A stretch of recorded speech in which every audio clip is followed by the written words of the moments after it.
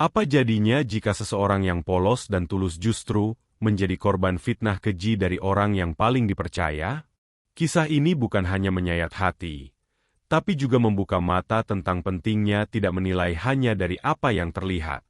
Assalamualaikum warahmatullahi wabarakatuh. Halo teman-teman semua, semoga kalian dalam keadaan sehat dan bahagia. Kembali lagi di channel ini, tempat di mana kita membahas kisah-kisah penuh makna dan pelajaran hidup. Sebelum kita masuk ke cerita yang sangat menyentuh dan penuh pelajaran ini, jangan lupa untuk like video ini, komentar pendapat kalian di bawah, dan subscribe channel ini agar kalian tidak ketinggalan kisah-kisah inspiratif lainnya. Aktifkan juga lonceng notifikasinya ya. Mari kita mulai. Ceritanya. Di sebuah desa kecil nan tenang bernama Sukamaju, tinggal seorang kakek bernama Turyono. Usianya telah mencapai 74 tahun, dengan rambut yang memutih sepenuhnya dan langkah yang sudah tidak sekuat dahulu. Turyono dikenal sebagai sosok yang ramah, pekerja keras, dan penyayang. Ia hidup sendiri di rumah sederhana peninggalan almarhum istrinya. Setiap pagi, ia menyapu halaman, memberi makan ayam-ayamnya, lalu duduk di bel bambu sambil menganyam keranjang untuk dijual ke pasar. Tidak ada satupun warga desa yang pernah melihatnya marah, apalagi berbuat jahat. Namun semua itu berubah dalam satu malam, ketika kabar mengejutkan menyebar bak api di musim kemarau. Desa Sukamaju mendadak gempar. Seorang gadis remaja bernama Sari, anak dari keluarga terpandang di desa, mengaku telah hamil. Ia menangis histeris di hadapan ibunya, menyebutkan bahwa pelakunya adalah seseorang yang tidak terduga. Turyono. Kakek Turyono yang melakukannya, kata Sari terbata. Kabar ini menyebar dengan sangat cepat. Dalam hitungan jam, warga desa berkumpul, membawa obor, dan menuju rumah kecil milik Turyono dengan amarah membara. Tidak ada yang berpikir panjang. Mereka hanya mendengar tuduhan, dan langsung percaya. Kakek Turyono yang sedang menyalakan lampu minyak saat itu, dikejutkan oleh suara ramai di depan rumahnya. Sebelum sempat bertanya, pintu rumahnya dihantam keras. Beberapa pria masuk, menggenggam lengannya, dan menyeretnya keluar rumah.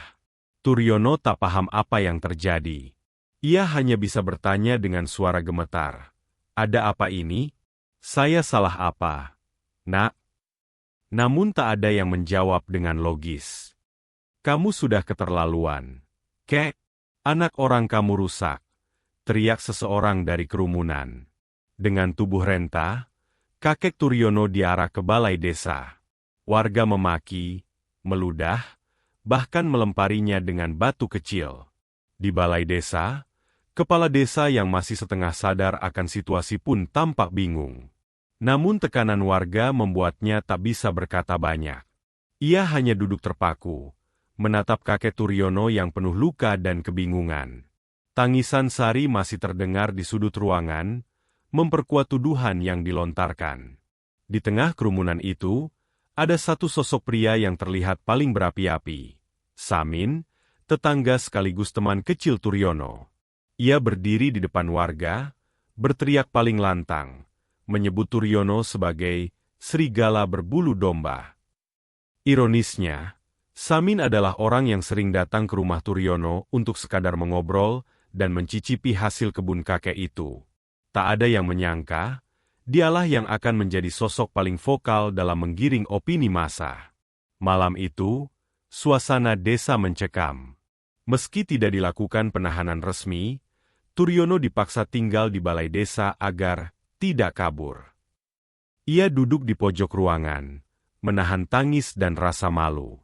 Semua kenangan indah bersama warga desa kini seolah lenyap, digantikan oleh amarah dan penghinaan. Tidak ada satupun yang mau mendengarkan penjelasannya. Pagi harinya, kabar tentang kasus yang menimpa kakek Turyono semakin menyebar luas, tak hanya di desa Sukamaju, tapi juga ke desa-desa tetangga. Media sosial mulai dipenuhi oleh potongan-potongan video dari warga yang mengabadikan peristiwa malam itu, Turyono yang diarak dalam kondisi mengenaskan. Ironisnya, Tidak ada yang mencoba mencari tahu kebenarannya. Semua larut dalam emosi dan sensasi. Beberapa akun anonim bahkan menambah bumbu cerita, menyebutkan bahwa Turyono telah melakukan perbuatan bejatnya lebih dari 1 kali. Nama baik seorang pria tua yang selama puluhan tahun hidup sederhana dan penuh hormat, hancur seketika seperti kaca jatuh ke batu. Namun di balik semua itu, diam-diam ada satu orang yang merasa gelisah. Yuni, seorang relawan pendidikan yang sering mengajar anak-anak desa dan kenal dekat dengan kakek Turyono. Ia merasa ada yang janggal, dan niatnya untuk mencari tahu pun mulai tumbuh menjadi tekad. Yuni tidak percaya begitu saja pada tuduhan tersebut. Ia mengenal Turyono sebagai pria tua yang penuh kasih, tak pernah bersikap kasar atau menyimpang, terutama pada anak-anak. Yuni memutuskan untuk mendekati Sari secara pribadi, mencari tahu langsung dari sumbernya. Saat itu, Sari masih berada di rumah, dijaga ketat oleh ibunya dan beberapa kerabat. Dengan alasan memberikan semangat dan dukungan, Yuni berhasil masuk dan mengajak Sari berbicara 4 mata. Di ruangan kecil itulah, suasana berubah menjadi tegang. Sari awalnya kuku dengan ceritanya, namun sorot mata Yuni yang lembut dan penuh empati perlahan membuka celah pertahanan sang gadis. "Sari," bisik Yuni, "jika kamu tidak berkata jujur, bukan hanya 1 nyawa yang kamu rusak, tapi seluruh hidup dan nama baik seseorang yang tak bersalah." Ucapan itu seperti menyalakan api kecil dalam hati Sari yang selama ini dikuasai oleh rasa takut. Mata Sari mulai berkaca-kaca. Ia menunduk, menggigit bibirnya, lalu mulai terisak. Aku takut, Mbak," katanya pelan. Yuni tak memaksa, hanya menunggu dengan sabar. Yang sebenarnya bukan kakek Turyono. Kalimat itu akhirnya keluar dari bibir Sari.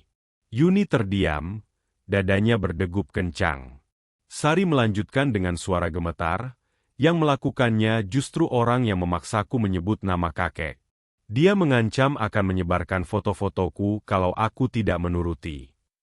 Yuni menahan napas, bulu kuduknya berdiri. Sari menyebut nama yang membuat darahnya seakan berhenti mengalir. Samin. Sosok yang selama ini menjadi penyulut amarah warga, ternyata adalah dalang sesungguhnya dari fitnah ini. Yuni tahu bahwa kebenaran harus diungkap, namun ia sadar bahwa langkah berikutnya harus sangat hati-hati. Jika ia gegabah, Sari bisa dalam bahaya, begitu pula dirinya. Maka malam itu, Yuni membawa Sari diam-diam ke rumah kepala desa, dengan pengawalan dari 2 pemuda yang ia percaya. Di sana, Sari menceritakan semuanya secara rinci, bagaimana Samin sering datang ke rumah ketika orang tuanya tidak ada, bagaimana ia dirayu dan diancam, serta bagaimana Samin memaksanya untuk menyebut nama Turyono agar perhatian warga tidak mengarah kepadanya. Kepala desa, Pak Mulyadi, yang sebelumnya ikut terhasut amarah warga, kini duduk dengan wajah pucat. Ia tidak menyangka bahwa fitnah yang mengguncang desanya ternyata berasal dari salah satu warga yang paling ia percayai. Pak Mulyadi segera memanggil beberapa tokoh masyarakat untuk bermusyawarah secara tertutup. Tidak mudah bagi mereka menerima kenyataan pahit bahwa orang yang selama ini dianggap berani membela kebenaran justru adalah pelakunya. Beberapa menolak percaya. Namun kesaksian Sari yang disampaikan dengan penuh rasa takut dan penyesalan mulai menggoyahkan keraguan mereka. Dalam rapat itu, diputuskan bahwa mereka harus menyelamatkan kehormatan Turyono terlebih dahulu, sekaligus mengamankan Sari dari kemungkinan ancaman lebih lanjut. Keputusan besar diambil. Besok pagi, di balai desa, mereka akan mengumumkan kebenaran di depan seluruh warga. Namun, satu hal masih menjadi pertanyaan besar. Bagaimana menghadapi Samin, yang kemungkinan besar akan berusaha menyangkal semua? Pagi itu, suasana balai desa Sukamaju jauh berbeda dari hari-hari sebelumnya. Matahari belum tinggi, tapi warga sudah berkumpul. Penasaran dengan pengumuman mendadak dari kepala desa. Kakek Turyono masih berada di balai, duduk di sudut ruangan seperti biasanya. Wajahnya penuh luka. Bukan hanya luka fisik, tapi juga luka batin yang lebih dalam. Ia belum tahu apa yang akan terjadi hari ini. Warga masih membicarakan dirinya dengan bisik-bisik. Sebagian menyebutnya binatang tua. Sementara sebagian lain mulai merasa ada yang tidak beres karena mendadak kepala desa meminta semua hadir. Lalu, Sari muncul. Didampingi Yuni dan kepala desa, ia melangkah ke depan dengan langkah gemetar. Keheningan menyelimuti ruangan. Banyak yang terkejut melihat gadis itu hadir dengan mata sembab dan wajah ketakutan, seolah membawa sesuatu yang besar. Pak Mulyadi pun berdiri, membuka pengumuman yang akan mengguncang seluruh isi desa. "Saya mohon semuanya tenang," ujar kepala desa dengan suara berat. "Hari ini kita tidak akan bicara soal prasangka, tapi soal kebenaran." Semua mata tertuju padanya. "Ada hal penting yang harus kalian dengar langsung dari Saudari Sari," lanjutnya. Suara berbisik berubah menjadi bisu. Sari menunduk, memeluk erat tangan Yuni, lalu mulai bicara. Suaranya lirih, tapi cukup untuk terdengar jelas. Saya ingin minta maaf pada semuanya. Terutama pada kakek Turyono," ucapnya dengan suara bergetar. "Saya telah berbohong. Saya difitnah, dan saya dipaksa." Seisi ruangan riuh. Ada yang berdiri, ada yang menutup mulut karena terkejut. Yang sebenarnya melakukan semua itu pada saya adalah Pak Samin. Seketika, semua mata membelalak. Samin yang berdiri di belakang, tiba-tiba pucat. Ia mencoba menyela, tapi kepala desa mengangkat tangan, meminta semua tenang. Samin mulai gelisah. "Ini fitnah. Kalian semua jangan percaya anak itu. Dia cuma menutupi aibnya sendiri," teriaknya sambil menunjuk Sari. Namun saat itu, Pak Mulyadi memberikan isyarat kepada dua pemuda yang sebelumnya telah diminta untuk menjaga Sari. Mereka membawa bukti, sebuah ponsel lama milik Sari yang ditemukan di kamarnya. Di dalamnya terdapat pesan-pesan ancaman dan rekaman suara Samin yang membenarkan cerita Sari. Salah satu pemuda menyambungkan ponsel itu ke pengeras suara balai desa.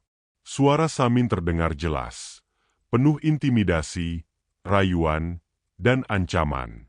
"Kalau kamu nggak mau bilang itu si Turyono, fotomu akan tersebar. Kamu pikir siapa yang bakal percaya omongan kamu?" Suara itu menggema di seluruh ruangan, memecah semua keraguan yang tersisa. Samin mencoba melarikan diri, tapi warga langsung mengepungnya. Ia ditangkap di tempat dan diborgol dengan tangan warga sendiri, sebelum diserahkan ke aparat yang kebetulan sedang dalam perjalanan ke desa setelah laporan Yuni malam sebelumnya. Tangis pecah di balai desa. Namun kali ini bukan tangisan kemarahan, melainkan penyesalan. Kakek Turyono hanya bisa menunduk, menahan air mata yang menetes satu persatu dari matanya yang keriput. Warga yang dulu memukul, memaki, dan meludahi kini berlutut di hadapannya, meminta maaf dengan suara tercekat. Tidak ada kata yang cukup untuk menghapus rasa sakit yang telah mereka timbulkan. Turyono hanya menggeleng pelan, lalu berkata lirih, "Saya tidak dendam, tapi saya hancur." Kalimat itu seakan menjadi cambuk bagi semua yang hadir. Desa Sukamaju yang selama ini dikenal damai dan rukun, ternyata bisa berubah menjadi neraka bagi orang yang paling tak bersalah, hanya karena prasangka dan ketidaksabaran untuk mencari kebenaran. Yuni memeluk Turyono, mencoba menenangkan hatinya yang berkeping. Setelah insiden besar di balai desa itu, suasana desa Sukamaju tidak serta-merta kembali tenang. Rasa bersalah menyelimuti hampir setiap sudut rumah. Warga seakan tak mampu menatap wajah kakek Turyono secara langsung, terlebih mereka yang secara aktif ikut menyakiti, menghina, bahkan menginjak-injak martabat pria renta itu. Balai desa kini menjadi pusat introspeksi, bukan lagi penghakiman. Kepala desa mengadakan pertemuan khusus, meminta setiap kepala keluarga hadir. Di sana, Pak Mulyadi berdiri dengan mata sembab. "Kita semua bersalah. Kita tidak hanya mencederai seseorang, tapi juga mencabik nilai kemanusiaan," ucapnya dengan nada dalam. Ia kemudian mengusulkan sebuah permintaan maaf terbuka kepada Turyono yang akan diadakan secara resmi di lapangan desa. Warga menyetujui dengan kepala tertunduk. Tidak ada satupun yang bersuara. Semuanya larut dalam rasa malu dan penyesalan. Namun bagi Turyono, luka yang dalam itu tak semudah itu terobati dengan upacara dan seremonial. Hari permintaan maaf terbuka itu pun tiba. Lapangan desa penuh oleh warga dari berbagai usia. Spanduk besar bertuliskan, "Maafkan kami." Kakek Turyono terbentang di tengah, digantung dari 2 tiang bambu yang dililit kain putih. Di atas panggung sederhana, satu persatu perwakilan warga maju, menyampaikan permohonan maaf dengan air mata yang tidak dibuat-buat. Turyono duduk di kursi tamu kehormatan, mengenakan baju batik tua pemberian almarhum istrinya. Di sampingnya, Yuni duduk mendampingi, memegang tangannya dengan lembut. Saat mikrofon diberikan kepadanya, suasana menjadi hening. Semua menunggu apakah ia akan memaafkan atau menyuarakan amarahnya yang selama ini ia pendam. Turyono menatap semua orang di hadapannya, menghela napas, lalu dengan suara yang bergetar namun tegas ia berkata, "Saya sudah tua. Tak banyak waktu saya di dunia ini. Tapi biarlah waktu yang saya punya, saya gunakan untuk memaafkan. Bukan karena kalian pantas dimaafkan, tapi karena saya tak ingin membawa luka ini sampai mati." Tangisan pun pecah di seluruh lapangan. Anak-anak yang dulu meniru orang dewasa saat menghina Turyono kini memeluknya erat. Para ibu berlutut di depannya, sementara para pria menunduk dengan tangan mengepal, menahan emosi yang tak bisa disampaikan dengan kata. Di antara kerumunan, tampak pula keluarga Sari yang kini hidup dalam tekanan batin luar biasa. Ayah Sari, yang selama ini bekerja di luar kota dan baru pulang setelah mendengar kabar buruk itu, maju ke depan dan berlutut di hadapan Turyono. Saya gagal menjaga anak saya. Dan saya gagal mempercayai orang yang seharusnya saya hormati," ucapnya dengan nada penuh duka. Turyono memeluk pria itu. Tidak banyak kata yang diucapkan. Tapi pelukan itu menjadi simbol bahwa luka boleh menganga. Namun hati tetap bisa memilih untuk sembuh. Setelah semua usai, Turyono memilih untuk tidak kembali ke rumahnya dalam waktu dekat. Ia menerima tawaran Yuni untuk tinggal sementara di rumahnya yang lebih aman dan nyaman. Di sana, Turyono mulai menata ulang pikirannya. Ia menulis kembali kenangan-kenangan indah bersama istrinya dalam buku catatan kecil. Ia kembali menganyam keranjang, meski tangannya kini tidak sekuat dulu. Namun sesuatu telah berubah. Kali ini, setiap anyaman terasa lebih berat, karena menyimpan cerita yang tak bisa dilupakan. Turyono tahu, namanya mungkin akan dibersihkan oleh waktu, tapi trauma tidak hilang secepat itu. Ia sadar, bahkan orang yang paling dekat bisa menjadi sumber fitnah, dan orang yang diam bisa menjadi penyelamat. Dunia memang tak selalu adil, tapi pilihan untuk tetap baik adalah kemenangan tersendiri. Sementara itu, kasus Samin mulai memasuki proses hukum. Polisi yang menangani perkara itu mengungkap bahwa bukan hanya Sari yang menjadi korban.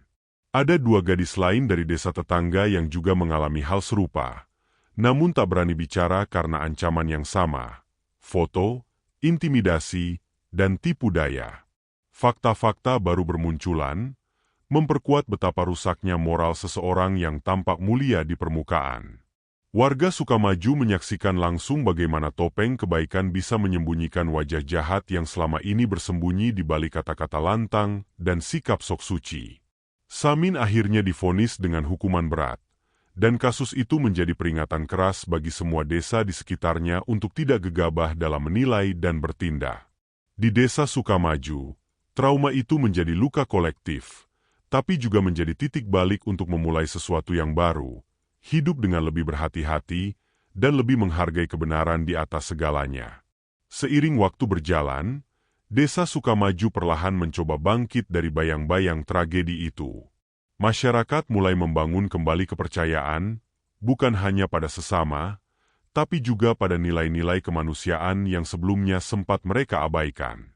Salah satu perubahan besar adalah terbentuknya Forum Keadilan Desa, sebuah kelompok kecil berisi tokoh masyarakat, pemuda, dan perempuan yang bertugas menyelidiki setiap konflik atau permasalahan yang muncul dengan pendekatan humanis dan objektif, bukan sekadar prasangka atau emosi. Yuni didapuk sebagai ketua forum tersebut, sementara kakek Turyono, meskipun telah menolak berbagai jabatan kehormatan, akhirnya setuju untuk menjadi penasihat. Saya tidak bisa banyak bicara, tapi saya tahu rasa sakit itu seperti apa. Saya tidak ingin itu terulang pada orang lain, ujarnya saat diminta menyampaikan sambutan perdananya. Kata-kata itu disambut dengan tepuk tangan haru dari warga yang kini menatapnya dengan hormat dan penuh cinta. Nama kakek Turyono tak hanya dibersihkan, tapi kini dijadikan simbol ketabahan dan kebijaksanaan. Anak-anak mulai dipanggil untuk mendengarkan cerita-ceritanya setiap minggu di balai desa. Ia bercerita bukan untuk mengeluh, tapi untuk mengajarkan nilai. Tentang bagaimana suara mayoritas tak selalu benar. Tentang pentingnya mendengarkan sebelum menghukum. Tentang betapa mahalnya kehormatan yang direnggut, dan betapa sulitnya mengembalikannya. Dalam cerita-ceritanya, Turyono tidak pernah menyebut nama Samin, tidak juga mengulang detail penderitaannya. Ia hanya mengatakan satu hal berulang kali, kebaikan tidak harus keras, dan kebenaran tidak harus berteriak. Tapi jika diam, maka ia akan mati perlahan. Anak-anak tumbuh dengan teladan itu. Mereka melihat bahwa kakek tua yang dulu diinjak-injak martabatnya kini berdiri paling tinggi dalam hal kemuliaan jiwa. Pada suatu sore, saat matahari mulai tenggelam di balik bukit yang mengelilingi desa, Turyono duduk di beranda rumah Yuni. Di tangannya ada secangkir teh hangat, dan di sampingnya duduk Sari, gadis yang dulu membuat hidupnya hancur, kini menjadi salah satu murid paling rajin di kelompok belajar desa. "Kek, apa saya masih pantas untuk dimaafkan?" tanya Sari pelan, suaranya dipenuhi rasa bersalah yang belum sepenuhnya pudar. Turyono menatapnya lama, lalu tersenyum kecil.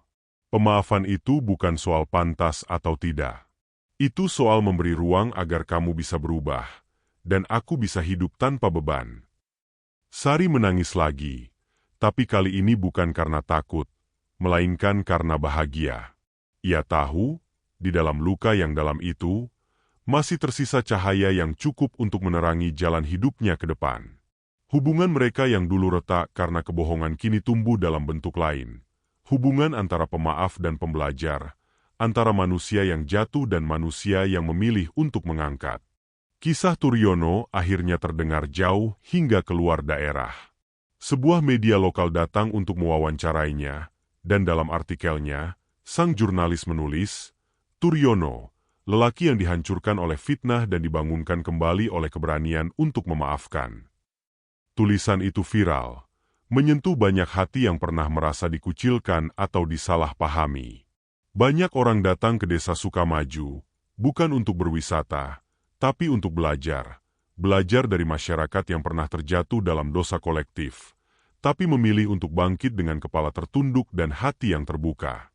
Forum Keadilan Desa pun menjadi contoh bagi desa-desa lain, diundang ke berbagai tempat untuk berbagi pengalaman dan sistem pencegahan konflik sosial.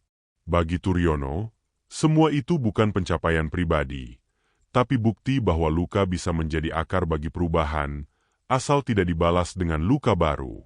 Pada peringatan 1 tahun peristiwa kelam itu, desa mengadakan malam refleksi. Seluruh warga berkumpul, membawa lilin dan harapan baru. Mereka membaca puisi, menyanyikan lagu tentang pengampunan, dan menuliskan pesan maaf serta janji perubahan di atas kertas kecil yang kemudian digantung di pohon besar di tengah lapangan. Kakek Turyono diminta menutup acara dengan doa. Dalam doanya, ia berkata, "Tuhan, jika kami pernah menyakiti tanpa tahu, maafkan. Jika kami pernah diam ketika kebenaran disakiti, maafkan. Tapi jika hari ini kami berani berubah, maka tuntunlah kami agar tak jatuh di lubang yang sama." Suasana sunyi.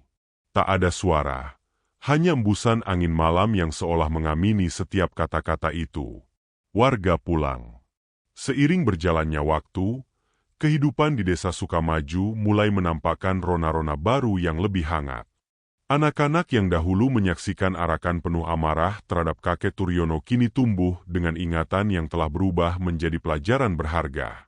Mereka diajarkan di sekolah, di rumah, dan di forum desa bahwa tidak semua yang terlihat benar adalah kebenaran sejati. Beberapa bahkan menjadikan cerita Turyono sebagai bahan esai dan pidato dalam lomba-lomba pelajar antar kecamatan. Satu hal yang mengejutkan adalah ketika seorang anak berusia 8 tahun, Awan namanya, berdiri di depan kelas dan berkata, "Kalau aku besar nanti, aku mau jadi seperti kakek Turyono. Dimaafin meskipun disakiti, itu hebat." Kalimat polos itu membuat guru kelasnya menangis. Karena dari luka yang dahulu nyaris merenggut nyawa, kini tumbuh teladan yang mendalam dan menyentuh generasi masa depan. Namun tidak semua dapat kembali seperti semula. Ada warga yang memilih pindah, merasa tak sanggup hidup dengan rasa bersalah yang terus menghantui mereka. Beberapa lainnya menjadi sangat tertutup dan menghindari interaksi sosial. Kakek Turyono memahami hal itu. Dalam beberapa kesempatan, ia mengunjungi rumah-rumah mereka, membawa pisang goreng atau hanya sekadar duduk tanpa bicara. Kadang luka itu nggak butuh kata, cuma butuh ditemani. Ucapnya suatu hari saat Yuni bertanya kenapa ia sering diam saat mengunjungi warga yang dahulu memukulinya. Ia tahu, tidak semua orang bisa memaafkan dirinya sendiri dengan cepat. Maka ia memilih menjadi teman dalam diam, agar mereka tahu bahwa meski pernah bersalah, pintu pengampunan tetap terbuka, selama ada niat untuk memperbaiki. Sari pun mengalami perubahan besar. Ia tidak lagi menjadi gadis pemalu dan tertindas. Dengan dukungan Yuni dan kakek Turyono, ia melanjutkan sekolah hingga keluar desa. Ia memilih jurusan hukum, bukan untuk menjadi jaksa atau hakim, melainkan agar ia dapat membela orang-orang kecil yang sering menjadi korban kesewenangan dan ketidakadilan. Dalam satu surat yang ia kirim kepada Yuni, ia menulis, "Aku ingin membuktikan bahwa orang yang pernah membuat kesalahan bisa memilih jalan benar. Aku bukan korban lagi, tapi penyembuh." Kata-kata itu menjadi penyemangat, tidak hanya bagi Yuni dan kakek Turyono, tetapi juga bagi banyak anak muda di desa yang kini melihat masa depan dengan harapan, bukan trauma. Perjalanan hidup Sari menjadi refleksi bahwa dari kegelapan bisa muncul lentera, asalkan ada yang menyalakan cahaya pertama. Kakek Turyono sendiri akhirnya memilih untuk tinggal di rumah lamanya kembali. Meski warga berulang kali menawarkan tempat tinggal yang lebih nyaman dan aman. Di rumah itu, aku kehilangan harga diri, tapi di rumah itu juga aku belajar arti ketabahan. Katanya saat peresmian renovasi rumahnya yang dilakukan secara gotong royong oleh warga desa. Kini rumah itu tidak lagi terlihat suram. Temboknya cerah, pekarangannya bersih, dan di depan terpasang papan kecil bertuliskan, "Di sini pernah tinggal seseorang yang difitnah, dikhianati, tapi memilih memaafkan." Setiap orang yang lewat akan membaca dan terdiam sejenak. Papan itu bukan sekadar tulisan, melainkan pengingat bahwa kebaikan tidak mati meski diludahi, dan keadilan akan menemukan jalannya, meski harus menembus malam yang panjang. Hidup memang tidak pernah bisa dijalani tanpa luka. Tapi luka yang diterima dengan sabar, dan tidak dibalas dengan kebencian, akan melahirkan jiwa yang lebih kuat dari baja. Kisah kakek Turyono bukan hanya tentang seorang pria tua yang difitnah dan diarak, tapi tentang kemenangan nurani atas kebuasan manusia. Tentang bagaimana kebenaran akhirnya menang, bukan dengan teriakan, tapi dengan ketenangan hati. Tentang bagaimana pengampunan bisa menjadi pedang paling tajam untuk memutus rantai dendam. Dan yang paling penting, tentang bagaimana satu orang bisa mengubah desa, hanya dengan memilih untuk tetap menjadi manusia, saat semua orang berubah menjadi hakim. Semoga dari kisah ini, kita semua belajar untuk tidak menjadi penyebar fitnah, tidak mudah mempercayai desas-desus, dan tidak menjadi pelaku diam saat kebenaran disakiti. Karena kadang, satu kalimat tidak benar bisa menghancurkan hidup seseorang, tapi satu sikap tulus bisa menyelamatkan banyak jiwa. Sahabat semua, dari kisah ini kita belajar bahwa kebenaran akan selalu menemukan jalannya, walau harus melalui jalan terjal dan luka yang dalam. Jangan pernah terburu-buru menghakimi tanpa bukti, dan jangan pernah ragu untuk membela kebenaran meski suara kita kecil. Semoga kisah ini bisa membuka mata dan hati kita semua.